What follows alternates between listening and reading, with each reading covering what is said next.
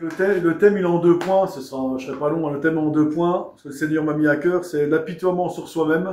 Voilà, on a tendance à s'apitoyer sur nous-mêmes. Et deuxième point, ça sera les regrets. Parce qu'on a toujours ces 2 choses à éviter, en fait. Pas qu'on s'apitoie sur nous-mêmes. Et les regrets, mais on est tous pareils. Hein. On a tous tendance à s'apitoyer sur nous-mêmes. Moi, le premier, justement, Dieu me parle pendant ça. On a tous tendance à avoir des regrets, et moi le premier. Ne nous apitoyons pas sur nous-mêmes, j'ai marqué, car nous ne sommes pas des victimes. Et là, je pensais à toi, Lorenzo, si je peux me permettre, quand il était gamin, Lorenzo, il se faisait un peu embêter à l'école, puis il y en a un qui t'avait dit, tu seras une victime au collège et tout, et à un moment, tu t'es pas laissé faire, et je te revois dans ta chambre en train de crier, je ne suis pas une victime! Tu venais de pas te laisser faire, je ne suis pas une victime! Et ben nous, j'aimerais qu'on crie ensemble, tout le temps, tous les jours dans notre vie, on n'est pas des victimes, on est des enfants de Dieu, on doit marcher dans la victoire de Dieu. Jésus a dit que ce sont les violents qui s'emparent du royaume des cieux. C'est ce qu'il a dit, ce sont les violents qui s'emparent du royaume des cieux. Les violents, c'est pas ceux qui c'est tapent, pas la bagarre, c'est pas ceux qui tapent, c'est les violents dans leur foi, les violents qu'on a envie d'avancer avec Dieu, on a envie de faire comme David. Qu'est-ce qu'il faisait David dans les psaumes? Enfin, regardez dans 2 Samuel 22, verset 30. Il disait, avec toi, je prends d'assaut une muraille. Grâce à toi, mon Dieu, je peux franchir un rempart. Amen. C'est beau, Amen. Ça. Avec toi, je prends d'assaut une muraille. Avec toi, mon Dieu, je franchis un rempart. C'est ce qu'il faut qu'on se dise tous les jours quand on n'est pas motivé. Si on se lève, des fois, la journée, on n'est pas motivé, on a des choses qui ont des contrariétés. Non, je me lève avec toi, mon Dieu, je vais arriver avec toi. J'ai passé une journée de victoire avec toi. Je vais affronter mes problèmes avec toi. Je vais tout affronter aujourd'hui parce que tu es mon Seigneur. C'est ça. Je franchis un rempart. Parce que les problèmes, des fois... ça fait des remparts. Hein.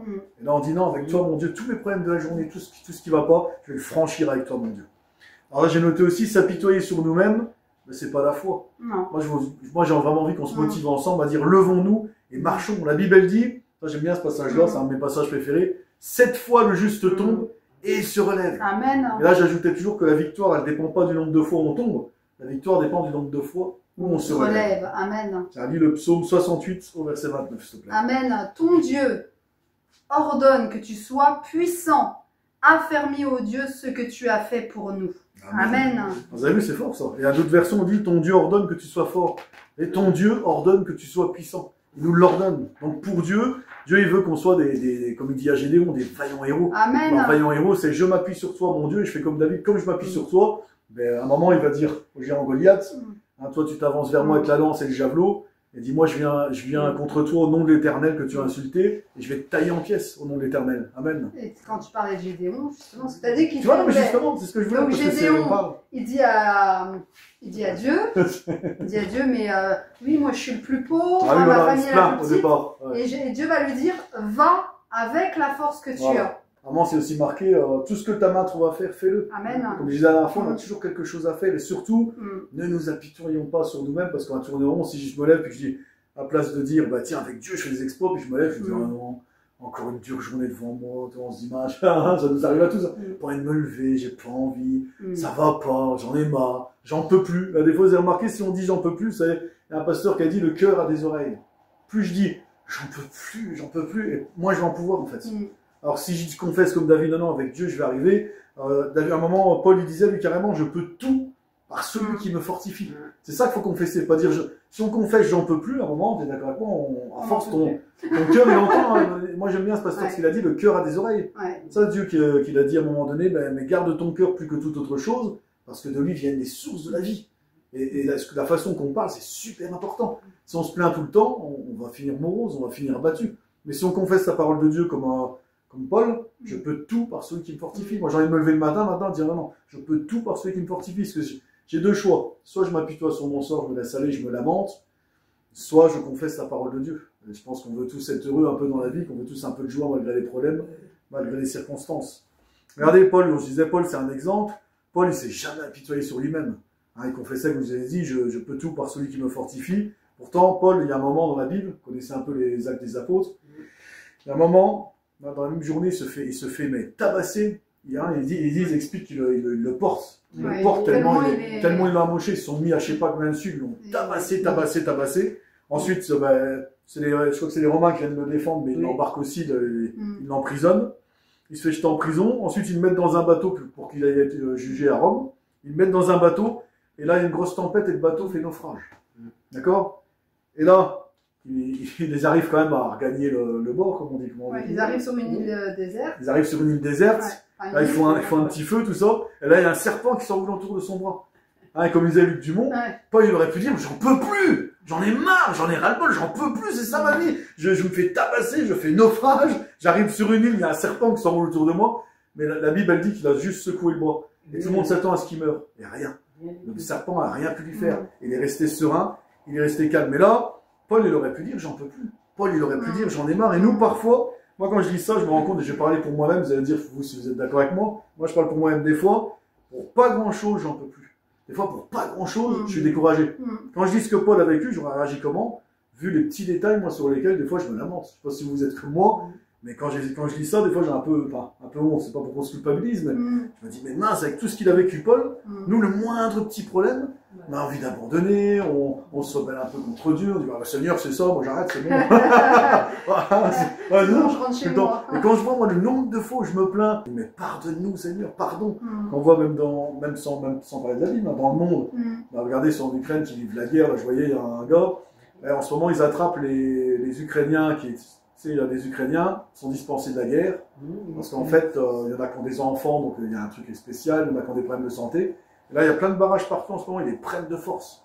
Ils sont violents avec eux, ils les prennent de force, ils les envoient au front. Il y a un gars qui se cache dans son entreprise, il se peut prendre la voiture, il se cache, il a peur.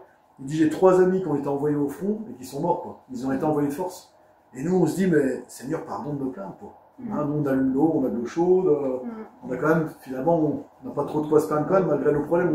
C'est ça qu'on a place de s'habituer sur nous-mêmes, on va se dire, allez, il y a pire, on avance, on est quand même bien en France, hein, on n'est pas malheureux pour l'instant en France. Amen. Donc, confesser de sa bouche, j'en peux plus, surtout à éviter. Hein. Il y a un gars qui a dit un jour, c'était même pas un chrétien, il dit, se sentir mal, c'est une décision, ne rien faire pour aller mieux, c'est une décision. Vous voyez ce que je veux dire? Se sentir mal, c'est une décision, ça veut dire, bon, bah, il y a des choses, des fois dans la vie, ça nous fait mal, on se sent mal, attention. Mais est-ce que je vais continuer à me sentir mal ou je vais prendre la décision d'aller mieux, de tout faire pour aller mieux? Et Dieu, dans la Bible, il nous laisse tout ce qu'il faut pour aller mieux. Donc c'est soit je continue à dire, bah, je m'apitoie sur mon sort et puis je me laisse aller, je laisse tomber, soit je me dis, non, je vais persévérer en Dieu. C'est que Dieu, il a appelé dans la Bible le Dieu de la persévérance.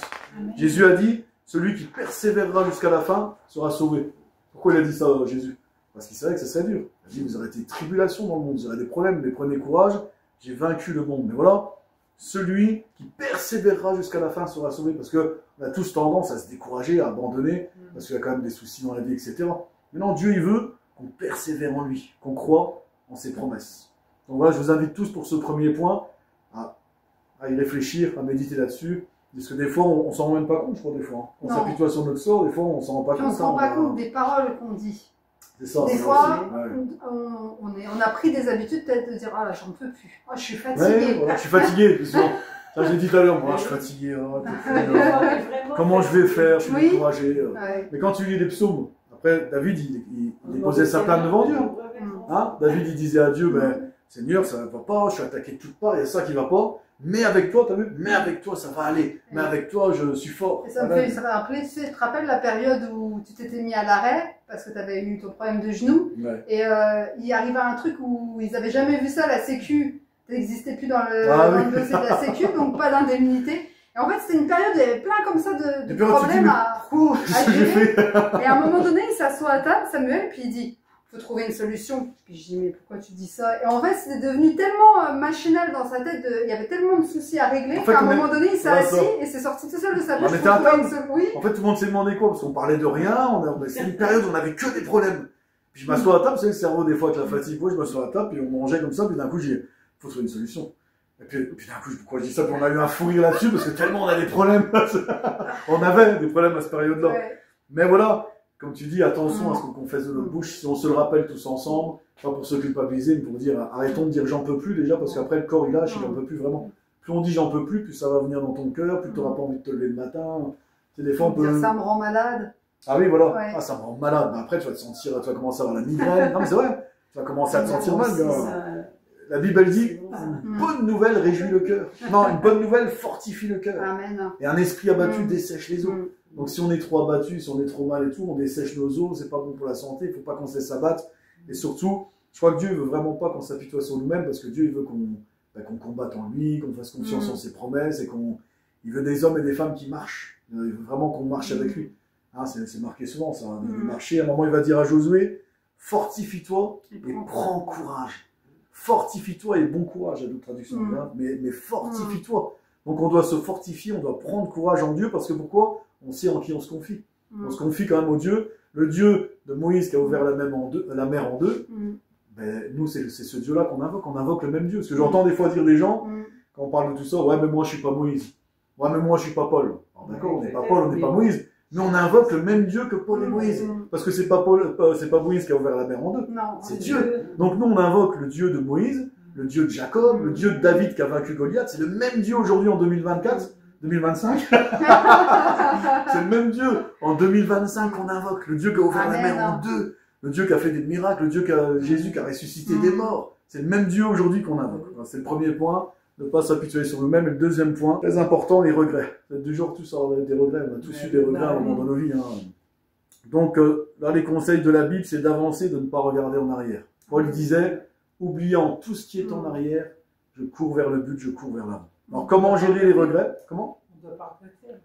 Alors sur le coup, ça arrive, tu vois, d'avoir des regrets. Ouais. Toi, la Bible, elle dit, moi je fais la différence entre regret justement et la bonté et remords. Mais par exemple, regarde, tu fais une bêtise. Il y a quelque chose que tu regrettes vraiment. Tu vas voir Dieu, tu reconnais, parce que la bonté de Dieu te pousse à la repentance. Là, tu te sens coupable, tu dis, je vais me repentir. Tu vas devant Dieu, Seigneur, pardon. Si ça concerne des gens, tu vas voir les gens, pardon, j'ai mal agi avec toi. Une fois que ça s'est passé, la culpabilité ne vient pas de Dieu. En fait, tes regrets servent à rien. Toi, là, j'ai noté, par exemple, après avoir demandé pardon à Dieu, la première étape est de se libérer des regrets. Eh bien, c'est d'accepter que nous n'avons plus aucun contrôle sur la situation. J'avais fait un partage de la parole là-dessus il n'y a pas longtemps. En fait, après, tu peux regretter autant que tu veux, tu peux te rendre malade, tu n'as plus aucun contrôle sur la situation, ce que c'est passé. Donc, une fois que Dieu t'a pardonné, j'accepte, je me pardonne à moi-même, parce que souvent, je ne sais pas vous, mais on a du mal. Dieu nous pardonne, puis nous, on a du mal à se pardonner. Moi, des fois, même si Dieu me pardonne, j'ai des regrets. Mais pourquoi j'ai fait ça? Pourquoi ça s'est passé comme ça? Et on regrette, et on se lamente, et là, tu dis, mais de toute façon, tu n'as plus aucun contrôle sur la situation. Si Dieu m'a pardonné, ça sert à quoi de rester dans le regret?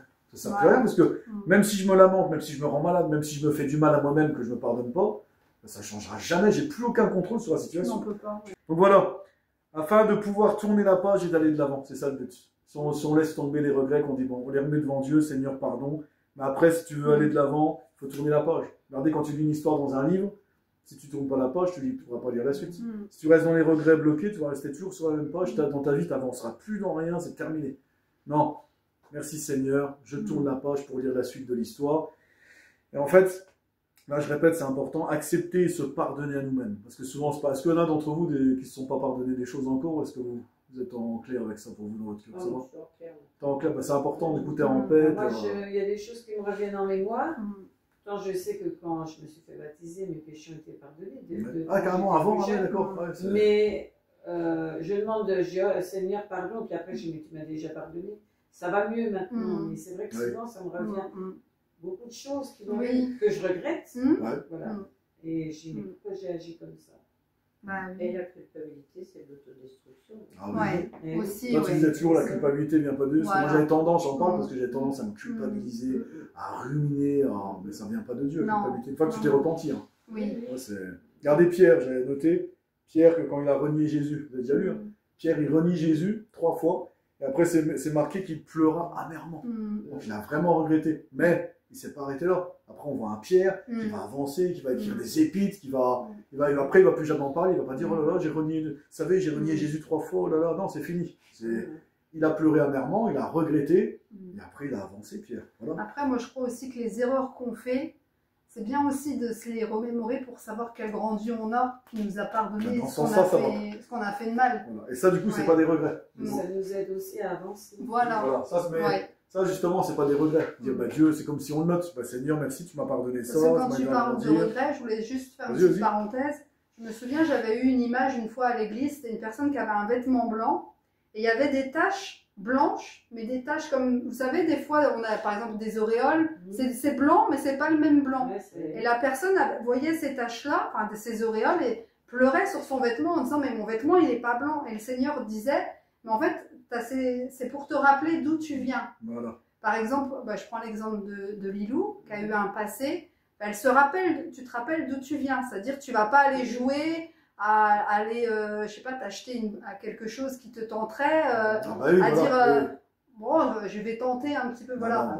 Eh ben, ça veut dire que Dieu nous a pardonné sur des choses, mais des fois des choses reviennent aussi pour se dire attention, tu vois d'où tu viens, il y a des choses, il faut plus y toucher. Voilà, si tu as eu un problème, par exemple, je sais pas, tu as eu une addiction à la drogue, ben, tu vas faire attention à qui tu vas fréquenter. Tu vas pas aller retourner voir tes anciennes fréquentations parce que ça serait dangereux. C'est vrai qu'il y a deux choses. Donc, comme disait Steph, te mémoriser tout ça, voilà, que ça reste dans ta mémoire, mais tu vis plus dans le regret, dans le mal-être. Oui. Hein, quand tu y penses, oui. justement, tu n'es plus dans le mal-être. Tu te dis maintenant, ça c'est derrière moi, c'est bon, c'est arrivé, ça fait partie de mon histoire, mais j'ai plus aucun contrôle sur la situation. Dieu m'a pardonné. Par contre, on ne peut pas gérer le passé, mais on peut gérer le présent. Voilà. C'est-à-dire essayer de ne pas reproduire les mêmes erreurs, essayer que ça nous fasse grandir, essayer de grandir en Jésus, essayer de dire, moi j'ai fait ça avant, maintenant je vais rattraper le temps perdu, comme les hommes des fois qui travaillaient beaucoup, qui ont délaissé leurs enfants, s'ils ont encore l'occasion, qu'ils se rendent compte que leurs enfants ne sont pas trop grands, ils peuvent encore rattraper le temps perdu avec c'est comme tu m'as dit tout à l'heure,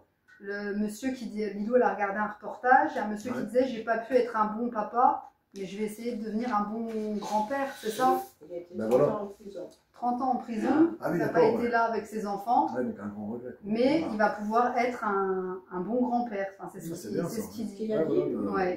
Parce qu'il ne peut pas rattraper avec ses enfants, mais du coup il peut rattraper quand même avec ses petits-enfants. On peut toujours se rattraper. C'est vrai. Donc un jour qui commence, c'est une nouvelle occasion de prendre notre vie en main et d'avancer. À chaque fois qu'un jour commence, tu te lèves. Merci Seigneur, je suis en vie, je respire, mais j'ai encore des belles choses à accomplir pour toi. Et regretter le temps perdu, se lamenter, c'est encore plus de temps perdu. Tu sais, des fois on regrette, j'ai perdu du temps dans ma vie, j'ai perdu des années. Mais là, tu perds encore plus de temps. Ne perdons plus de temps, c'est fini. Donc voilà la conclusion, ce que je voulais vraiment faire court aujourd'hui. Ne pas s'apitoyer sur soi-même, ne pas vivre dans le regret. Alors on n'a aucun contrôle sur les situations passées, mais on a un contrôle sur ce jour aujourd'hui. Donc agissons aujourd'hui, en fait. Tout ce qu'on se lève, qu'on agisse, et puis le but, de toute façon, c'est d'aller dans le ciel. Le but, c'est d'aller avec Jésus-Christ. Le but, c'est de marcher avec lui. Le but, c'est de lui ressembler de plus en plus. Alors, personne ne peut dire, j'ai pas fait d'erreur. On fait des erreurs. On demande pardon au Seigneur, et puis on veut grandir. Moi, je fais la différence entre quelqu'un qui fait des erreurs, même qui commet un péché, parce que Jésus l'a dit, si ton frère a péché, va, reprends-le. S'il t'écoute, tu as gagné ton frère. Donc, il savait. Entre quelqu'un qui fait ça, mais qui se rend malade, qui pleure sur son péché, qui veut changer. Par exemple, si quelqu'un vient me voir, moi, je passais par là, donc je vais lui dire, je passais par là aussi. Mais par contre, quelqu'un qui lui dit, moi je garde mon caractère, moi je garde mon péché, je m'en fiche, je te pardonne, là il va avoir des problèmes sûrs. Il faut reconnaître notre péché, il faut reconnaître, voilà, j'ai un problème. Comme par exemple, Lilo, quand tu étais alcoolique, tu as dit, mais j'ai un problème, tu as reconnu. À un moment donné, quand tu as reconnu, c'est ça qui t'a libéré en fait. J'ai reconnu, j'ai demandé pardon à tous les gens qui m'entouraient sans savoir. Ah oui, d'accord, tu as demandé pardon. C'est bien. Je l'ai appris dans le programme après, mais je l'ai fait, j'ai écrit. C'est bien.